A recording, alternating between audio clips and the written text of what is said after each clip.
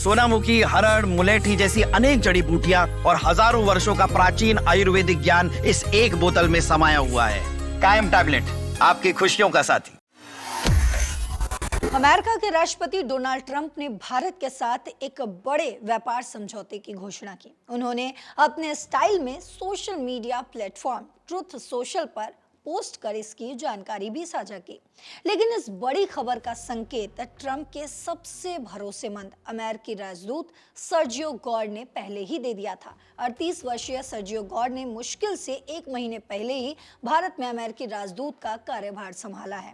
Tariff विवादों और रणनीतिक चुनौतियों के इस दौर में वे भारत अमेरिका संबंधों को नया आकार देने वाले ट्रंप के मुख्य सलाहकार बनकर उभरे हैं।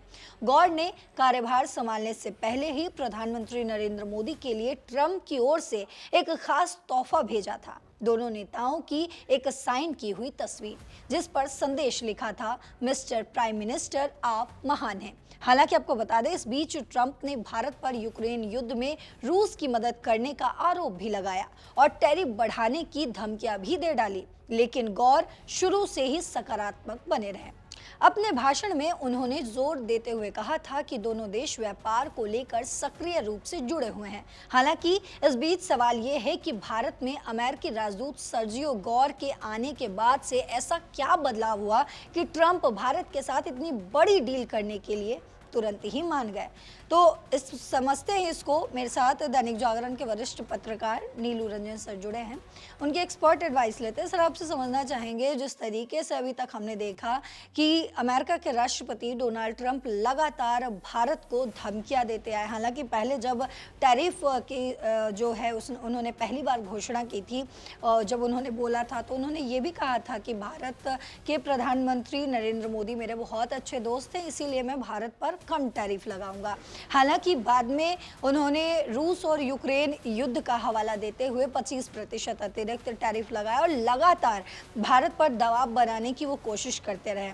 लेकिन अब जिस तरीके से हमने देखा है कि ईयू और भारत के बीच जो ट्रेड डील हुआ है, उसके बाद अब अमेरिका ने भारत के साथ ये डील किया है, तो क्या लग रहा है आपको कि इसमें सर्जियो गॉर का जो है वो एक मुख्य किरदार बनकर वो सामने आए हैं, या फिर कहानी कुछ और है? देखिए, जो डील पिछले 1 साल से अटकी पड़ी थी, आपको ध्यान होगा कि पिछले साल फरवरी में ही प्रधानमंत्री गए थे अमेरिका और ट्रंप से मुलाकात हुई थी, काफ़ी गर्मजोशी से मुलाकात थी, सब कुछ चल रहा था और उसी वक्त ये बात हुई थी कि भारत और अमेरिका के बीच में ट्रेड डील होनी चाहिए और बातचीत शुरू हुई थी। वो सब कुछ लगा था। फिर आपको ध्यान हुआ कि अप्रैल में 9 अप्रैल को शायद उन्होंने कह दिया था कि हम 10% जिससे ट्रेड डील नहीं होगा उस पर हम 10% का टैरिफ लगा देंगे, और वो टैरिफ की बात हुई हो गई थी। लेकिन बाद में फिर कुछ दिनों में 2-4 दिन में ही उसको कह दिया कि 3 महीने के लिए सस्पेंड है। फिर आपको अगस्त का ध्यान होगा जब 25% सीधे टैरिफ लगा दिया भारत पे, कि ट्रेड डील का नेगोशिएशन बहुत स्लो चल रहा है, इस ये कह के कि जल्दी भारत कर ले वरना 25% का टैरिफ लग गया। और 25% रूस से तेल आयात वाला वो जुर्माने वाला टैरिफ लग गया, तो 50% टैरिफ हो गया। भारत उसके बाद भी नहीं झुका और ये लगा कि कहीं ना कहीं से डेडलॉक है। बीच में बात आई कि प्रधानमंत्री मोदी जो हैं ट्रंप का फ़ोन नहीं उठा रहे हैं, कहीं ना कहीं कोई ऐसा नहीं है जो दोनों के बीच में जो बातचीत नहीं है, कम्युनिकेशन गैप है, उस कम्युनिकेशन गैप को कोई दूर कर सके। और ट्रंप के अपने बयान भी थे जिस ढंग से आ रहे थे, वो असहज कर था प्रधानमंत्री के लिए, उनके लिए बातचीत करना बड़ा मुश्किल हो गया था। अब घरेलू राजनीति भी होती है। लेकिन जो सर्जियो गॉर को जब बनाया तो सर्जियो गॉर कोई सामान्य राजदूत नहीं है, और ये लगा था उसी वक्त कि भाई ये कुछ विशेष सोच के आया है और भारत और अमेरिका के जो रिश्ते खराब हुए हैं ये ठीक करने की जिम्मेवारी जो है सर्जियो गॉर की है। और जहाँ तक मुझे ध्यान है कि 17 या 18 तारीख को जनवरी में, यानी कि मुश्किल से 15 दिन हुए हैं राजदूत का पदभार संभाले हुए उनका, और 15 दिन में डील उन्होंने करवा दी। अब सर्जियो गॉर की ये जो क्षमता है वो इसलिए है कि वो जो डोनाल्ड ट्रंप हैं उनके बहुत करीबी हैं।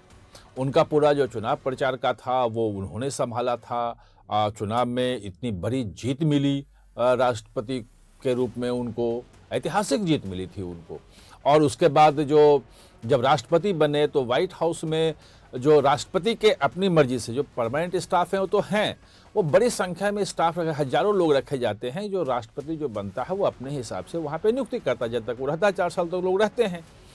तो उसमें सबसे बड़ी भूमिका जो है वो सर्जियो गोर की रही थी और वो वहाँ पे मतलब कहा जाता है कि 1 महीने के भीतर भीतर उन्होंने लगभग सारी नियुक्तियाँ कर दी और वो विवाद में भी आए थे उस वक्त, क्योंकि नियुक्ति करने में बाकी तो क्षमताएं उनके सब देखते थे कि जिस काम के लिए रखा जा रहा है उस काम के लायक है या नहीं है, लेकिन एक शर्त जो थी वो शपथ लेते थे कि आप डोनाल्ड ट्रंप जो राष्ट्रपति हैं उनके प्रति आप जो है वफादार रहोगे। वफादारी का जो ये एक पैमाना था ये महत्वपूर्ण था, इसको लेकर के वहाँ चर्चा भी रही। खैर वो एक अलग मुद्दा है, अमेरिका में जो चीज़ें हो रही थी, लेकिन ये बातें बताने का एक उद्देश्य ये है कि आप ये समझ सकें कि सर्जियो गोर जो भारत में राजदूत हैं वो डोनाल्ड ट्रंप के कितने करीबी हैं। और यही नहीं है, दक्षिण एशिया के भी एक कह सकते हैं प्रतिनिधि के रूप में है, उनको पूरी दक्षिण एशिया की जिम्मेवारी है जिसमें अफगानिस्तान, पाकिस्तान, बांग्लादेश, म्यांमार, श्रीलंका, ये सब चीज़ें उनके पास हैं। वो एक ऊपर में एक अम्ब्रेला के रूप में वो भी देखेंगे, लेकिन उनकी प्राइमरी जिम्मेवारी जो है वो भारत के साथ है। और आते ही जब भारत आए थे तो आपको ध्यान होगा कि उन्होंने कहा था कि भाई प्रधानमंत्री मोदी और डोनाल्ड ट्रंप जो हैं दोनों के बीच बहुत अच्छे संबंध हैं, बहुत गहरे दोस्त हैं, और उन्होंने कहा था कि भाई डील जो है भारत के साथ हो जाएगा।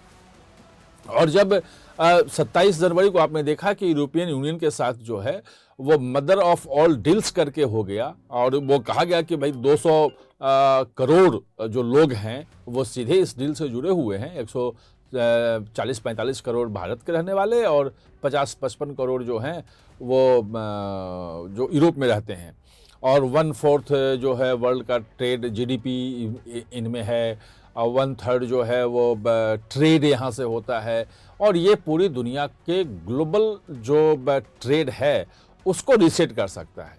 जाहिर है अमेरिका पे दबाव बना था और इन चीज़ों को लेकर के गोर चूँकि राष्ट्रपति के बहुत करीबी हैं और सीधे उनसे बात कर सकते हैं, उनको किसी के वाया मार्फत जाने की जरूरत नहीं है कि उन्होंने मैसेज भेजा और ट्रंप के पास मैसेज गया, किस रूप में पहुंचाया गया, ये नहीं हो सकता है। तो डायरेक्ट जो है उन्होंने बातचीत की, बातचीत करके अमेरिका को मनवाया। डील में क्या क्या चीज़ें हैं, राष्ट्रपति ने घोषणा कर दी, प्रधानमंत्री ने, डील तो हो गया है, 18% जो टैरिफ आ रही है वो भी हो गया है, लेकिन उनमें कौन कौन सी वस्तुएं हैं, कैसे हैं, जो अभी पीयूष गोयल आज बता रहे हैं कि एक ज्वाइंट स्टेटमेंट दोनों की तरफ से जारी होगा। अभी तो सोशल मीडिया के थ्रू डील हो गया की बात की गई है, अमेरिकी राष्ट्रपति ने भी कर दी है, भारत के प्रधानमंत्री ने भी कर दी है, सर्जियो गोर ने भी कर दी है, बाकी सब ने कह दिया है कि हाँ डील हो गया। इसका मतलब कि डील हो गया है। जो 25% जुर्माने वाला टैरिफ है वो भी खत्म हो गया है और 25% या 18% केवल टैरिफ रहेगा, वो भी ठीक है। ये भी ठीक है कि बांग्लादेश, पाकिस्तान, वियतनाम, म्यांमार, जो भारत के जो पड़ोसी देश हैं और जिन वस्तुओं के निर्यात में भारत जो अमेरिका निर्यात होता है, जिसमें भारत का कंपटीशन है जिन देशों से, उससे बेहतर डील भारत को मिला है। अभी उसके फाइन प्रिंट्स आने हैं, लेकिन इस पूरे डील में सर्जियो गोर जो है उसकी बहुत महत्वपूर्ण भूमिका है। इस बात को एकदम सभी लोग भारत में जो टॉक में शामिल थे वो भी मानते हैं, जो अमेरिका में थे वो भी मानते हैं कि जो डेडलॉक था वो खत्म करवाने में सर्जियो गोर की भूमिका रही। और सर्जियो गोर चूंकि राष्ट्रपति के करीबी हैं तो राष्ट्रपति के पास जो ट्रेड नेगोशिएटर हैं, जो बाकी लोग हैं, वो भी सर्जियो गोर की बात जो है वो निश्चित रूप से एक दबाव एक होता है कि गाइडेंस मिलती है कि ये करना है तो करना है, और उनको भी भरोसा होता है कि सर्जियो गोर कह रहे हैं, इसका मतलब कि राष्ट्रपति की कहीं ना कहीं सहमति है। तो ये पूरा मामला है और सर्जियो गोर की निश्चित रूप से बहुत महत्वपूर्ण